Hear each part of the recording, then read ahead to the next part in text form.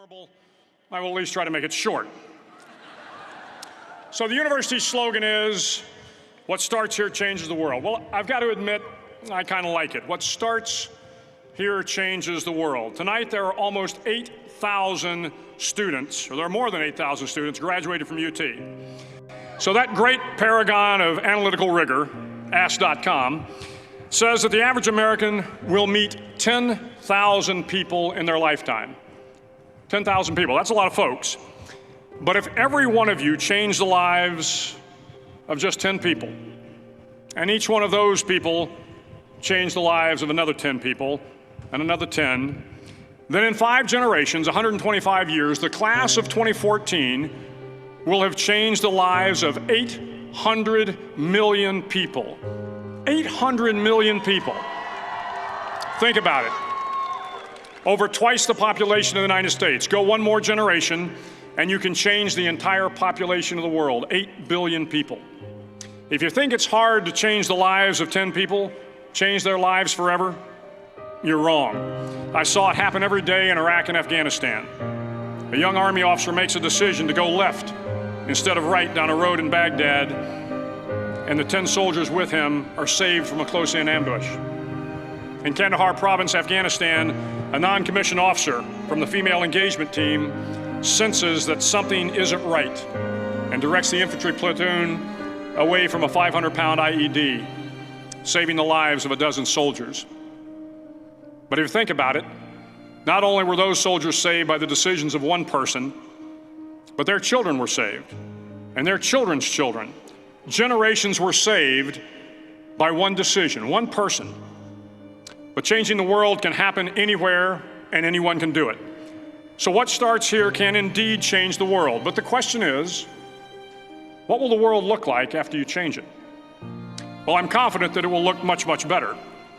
But if you'll humor this old sailor for just a moment, I have a few suggestions that may help you on your way to a better world. And while these lessons were learned during my time in the military, I can assure you that it matters not whether you ever served a day in uniform. It matters not your gender, your ethnic or religious background, your orientation, or your social status.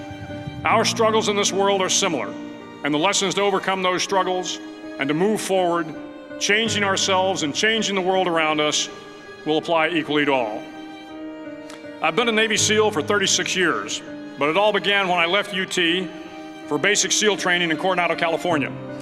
Basic SEAL training is 6 months of long, torturous runs in the soft sand, midnight swims in the cold water off San Diego, obstacle courses, unending calisthenics, days without sleep, and always being cold, wet, and miserable.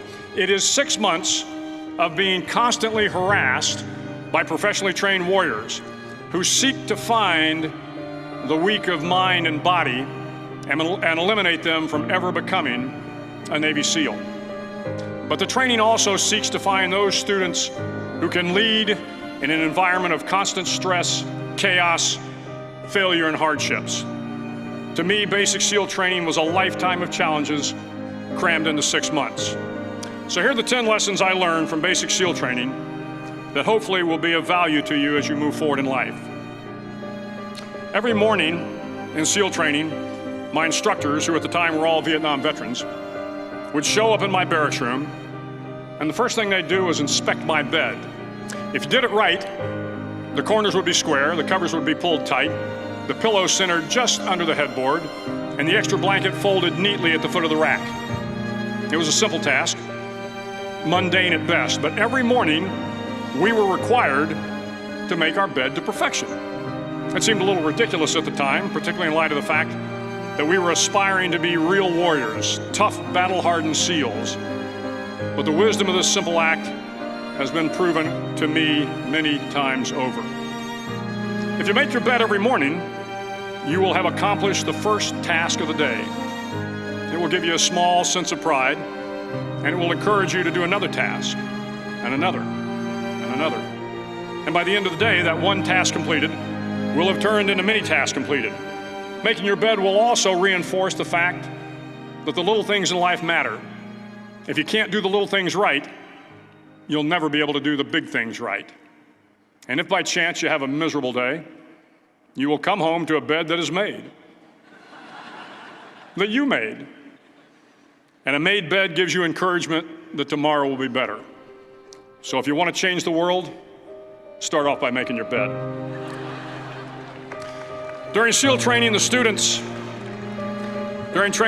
are all broken down into boat crews. Each crew is 7 students, 3 on each side of a small rubber boat, and 1 coxswain to help guide the dinghy. Every day your boat crew forms up on the beach and is instructed to get through the surf zone and paddle several miles down the coast. In the winter, the surf off San Diego can get to be 8 to 10 feet high, and it is exceedingly difficult to paddle through the plunging surf unless everyone digs in. Every paddle must be synchronized to the stroke count of the coxswain. Everyone must exert equal effort, or the boat will turn against the wave and be unceremoniously dumped back on the beach. For the boat to make it to its destination, everyone must paddle. You can't change the world alone. You will need some help. And to truly get from your starting point to your destination takes friends, colleagues, the goodwill of strangers, and a strong coxswain to guide you. If you want to change the world, find someone to help you paddle.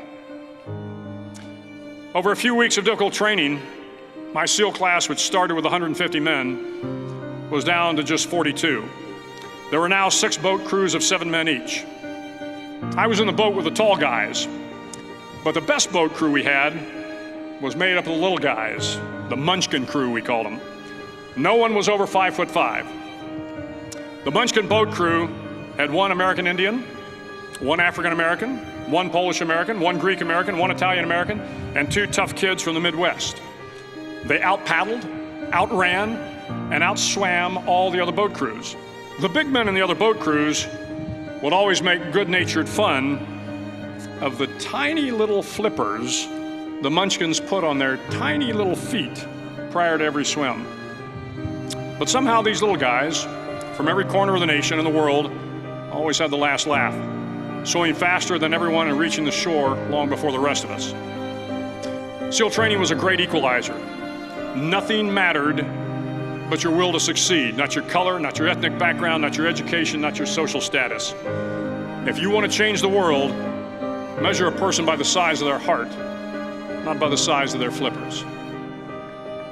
Several times a week, the instructors would line up the class and do a uniform inspection. It was exceptionally thorough. Your hat had to be perfectly starched, your uniform immaculately pressed, your belt buckle shiny and void of any smudges. But it seemed that no matter how much effort you put into starching your hat or pressing your uniform or polishing your belt buckle, it just wasn't good enough. The instructors would find something wrong. For failing the uniform inspection, the student had to run, fully clothed, into the surf zone. Then wet from head to toe, roll around on the beach until every part of your body was covered with sand. The effect was known as sugar cookie. You stayed in the uniform the rest of the day, cold, wet, and sandy. There were many a student who just couldn't accept the fact that all their efforts were in vain, that no matter how hard they tried to get the uniform right, it went unappreciated. Those students didn't make it through training. Those students didn't understand the purpose of the drill. You were never going to succeed. You were never going to have a perfect uniform. The instructors weren't going to allow it. Sometimes, no matter how well you prepare or how well you perform, you still end up as a sugar cookie. It's just the way life is sometimes. If you want to change the world, get over being a sugar cookie and keep moving forward. Every day during training, you were challenged with multiple physical events: long runs, long swims, obstacle courses, hours of calisthenics, something designed to test your mettle. Every event had standards, times you had to meet. If you failed to meet those times, those standards, your name was posted on a list, and at the end of the day, those on the list were invited to a circus. A circus was 2 hours of additional calisthenics, designed to wear you down, to break your spirit, to force you to quit.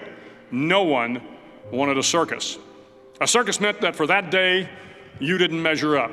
A circus meant more fatigue, and more fatigue meant that the following day would be more difficult and more circus required to run the obstacle course. The obstacle course contained 25 obstacles, including a 10-foot wall, a 30-foot cargo net, a barbed wire crawl, to name a few. But the most challenging obstacle was the slide for life. It had a 3-level, 30-foot tower at one end, and a one-level tower at the other. In between was a 200-foot-long rope.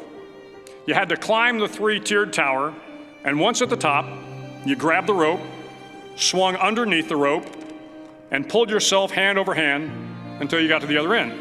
The record for the obstacle course had stood for years when my class began in 1977.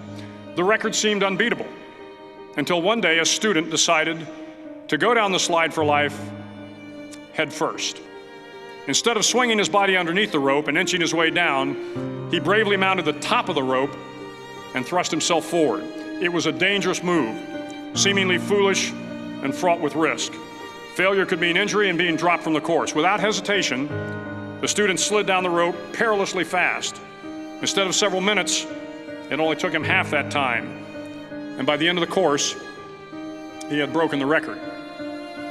If you want to change the world, sometimes you have to slide down the obstacles head first. During the land warfare phase of training, the students are flown out to San Clemente Island, which lies off the coast of San Diego. The waters off San Clemente are a breeding ground for the great white sharks. To pass SEAL training, there are a series of long swims that must be completed. One is the night swim. Before the swim, the instructors joyfully brief the students on all the species of sharks that inhabit the waters off San Clemente. They assure you, however, that no student has ever been eaten by a shark, at least not that they can remember. But you are also taught that if a shark begins to circle your position, stand your ground. Do not swim away. Do not act afraid. And if the shark, hungry for a midnight snack, darts towards you, then summons up all your strength and punch him in the snout, and he will turn and swim away. There are a lot of sharks in the world. If you hope to complete the swim, you will have to deal with them. So if you want to change the world, don't back down from the sharks. As Navy SEALs, one of our jobs is to conduct underwater attacks against enemy shipping. We practice this technique extensively during training. The ship attack mission is where a pair of SEAL divers is dropped off outside an enemy harbor and then swims well over 2 miles underwater, using nothing but a depth gauge and a compass to get to the target.